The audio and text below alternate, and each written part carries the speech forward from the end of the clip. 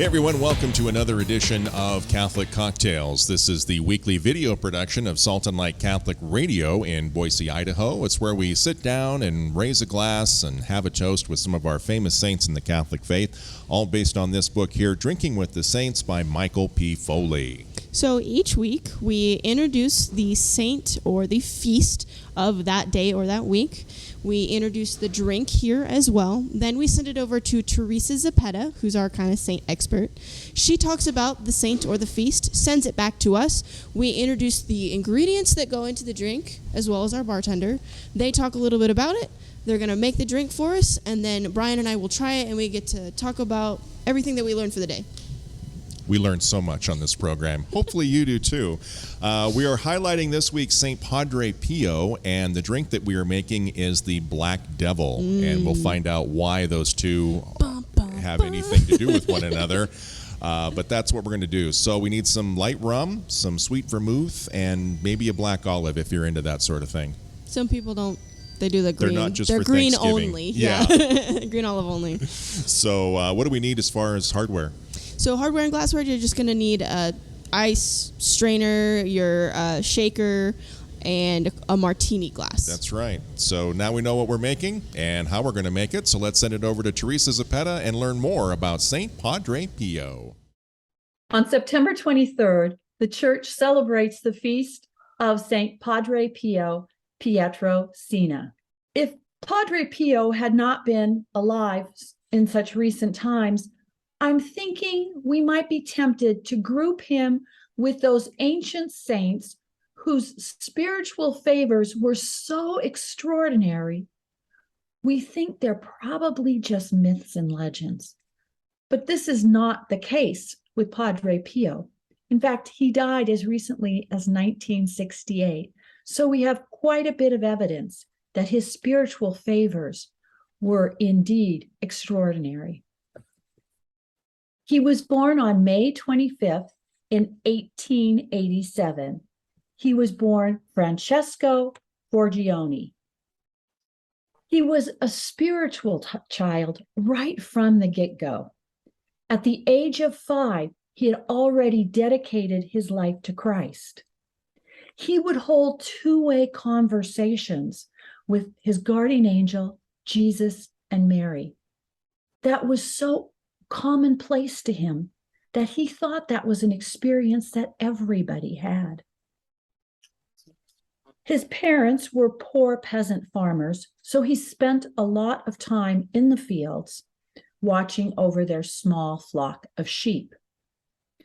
To exacerbate that, he was prone to illness. At the age of 6, he got gastroenteritis, and at the age of 10, typhoid fever. Ill health would plague him all his life. When he was 10, he discerned that he wanted to become a friar.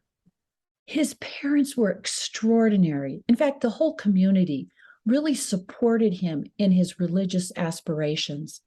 And his parents brought him to a nearby friary. He was examined, and they determined that he lacked education. Again, his parents come to the rescue. They hire a private tutor for him. His dad even moves to the United States to procure a job so as to make the money necessary to pay this tutor. And then when Francesco, at the age of 15, approaches the friary again, this time the news is positive, and he's accepted into the Capuchin friary, a Franciscan friary. He takes the name Pio in honor of Pope Pius I, whose relic is housed in the local chapter in Pietrelcina. In 1910, he is ordained. And again, as I said, he's plagued with ill health throughout his formation, his seminary formation, and then later as a priest. On September 20th, 1918, he experiences extreme pain in his hands and his feet. He discovers he has the stigmata, and it's also in his side. He is the first priest to have the stigmata. The wounds wept blood continually, and a fragrant floral odor could be smelt. He was rather embarrassed by this, and he tried to hide this. He didn't like the attention it brought. But a year later, the word got out, and people flocked from all over to see him. They said his mass would take 2 hours. He was so immersed in the prayers. He spent at least 10 hours a day in the confessional, listening to people's confessions. People also noticed other things. They saw that he levitated often when he prayed. He also bilocated. That means he was seen at 2 places at the exact same time. And he also had the ability to read hearts. This made him an extraordinary confessor. He was able to know things about the penitent that the penitent hadn't even revealed about themselves. Rome became concerned over all this attention, and the Vatican suppressed his public appearances. Then investigations were done, and they determined that the stigmata was not false. It was not fake. So in 1934, the Vatican lifted the restrictions, and he was able to conduct public ministry again. They also, in addition, allowed him to preach, even though he wasn't officially licensed by the church to be a preacher. Padre Pio died on September 23rd in 1968.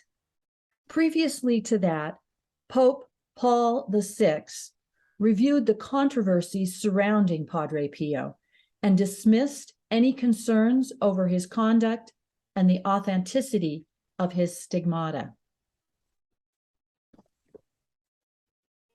There are some saints that the devil just can't seem to subtly tempt.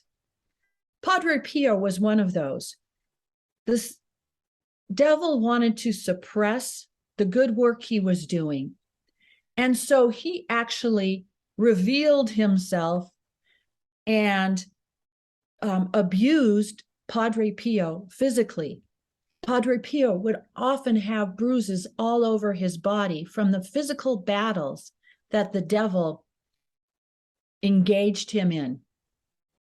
But through the grace of God, Padre Pio was not daunted, and the devil didn't scare him. And so we too, on his feast day, will not be scared by the black devil cocktail that we're going to learn how to make today. As always, we film Catholic cocktails at the beautiful Harp Irish Pub and Eatery in Meridian, and behind the bar today we have a new bartender. Her name is Miana, and this is her 4th day on the job. Let's go. Wow. Well, tell us a little bit about yourself. Are you from the area? I'm born and raised in Boise, Idaho. I've lived here for most of my life. I lived in New York for about 4 years. That was pretty cool. Came back, played a little bit of college basketball, and now I'm trying to make drinks. Now, where were you at before here? Before right the Harp. Dutch. Yeah. Dutch Bros. Big shout out to Dutch Bros. Coolest job. But you got tired of making coffee, and now we're going to start making some drinks. Yep. Now we're going to start making some more adult beverages. Well, today we're talking about the Black Devil, and it looks like it's a pretty easy recipe. We've only got 2 bottles up here on the bar. Yep. Calls for 3 ingredients. We got 2 ounces of light rum, and then I think we got half an ounce of sweet vermouth, and we're going to top it off with a little olive garnish. All right. Well, that's how we're going to do it. I'm going to step back, and we're going to watch her work her magic. All right, so what we're going to do is we're going to start off with 2 ounces of light rum. I got measure right here is about 2 ounces. We're going to fill all this up. Well, actually, before we do that, we're going to fill our shaker with ice. fill this up a little bit of ice. We're only gonna put like 2.5 ounces of liquor in there, so we don't really need to fill it crazy all the way. So what we're gonna pour up the white rum. Got 2 ounces in there. Pour this. All right, and then next thing that we're gonna do is we're gonna do 1/2 ounce of the sweet vermouth. We're gonna flip it over to 1 ounce and just fill it halfway. There we go. Pour that in there. And then we're gonna shake it a lot of times, like 40 times.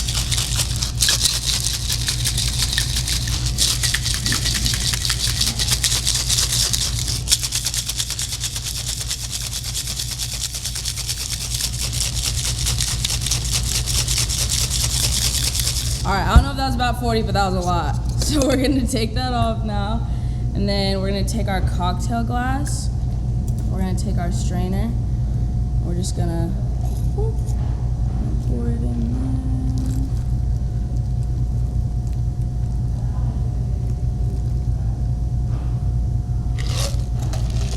All right, then we're gonna take, it normally calls for a black olive. We don't have a black olive, so I'm gonna use a green one.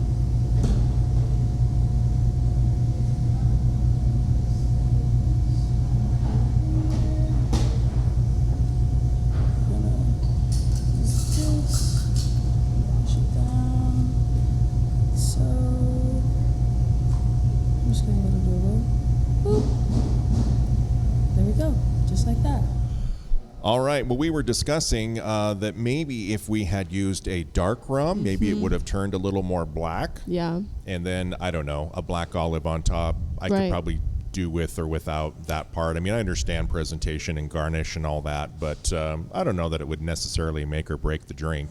Well, I mean, the black olive is in a little bit of a different, like, vinegar mix than a green olive is, so maybe there's a flavor could be profile that they're looking for, but also I think the light rum has a different flavor than a dark rum. So this drink definitely has a lot of room for you to experiment and kind of shift things around. Well, ladies first. Yay, I'm so excited.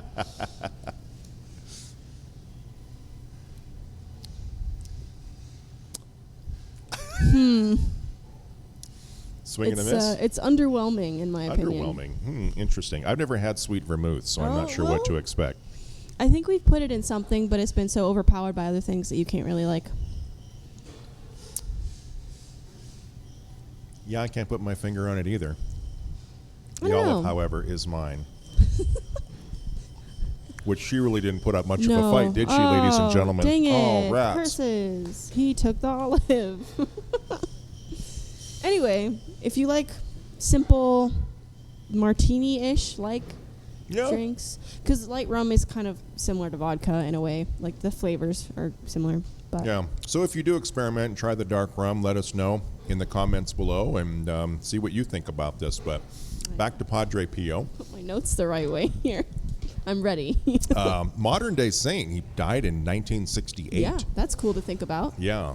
So, we sometimes think our saints are ancient history, centuries and centuries ago, and here's one that was 20th century.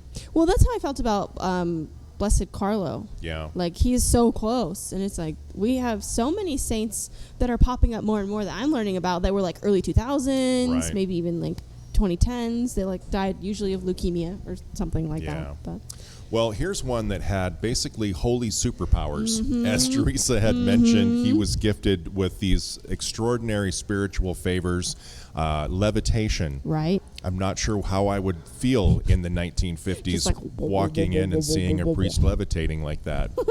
But that's cool. Yeah. Or the bilocation ability where you could kind of be... I wish I had that gift. I think everyone talks about that. They're like, I wish I was like Padre Pio, because then they could be in like working 3 different things at once. Yeah. I think moms are that way sometimes. Yeah, that's true. They tend to have what seems to be bilocation powers.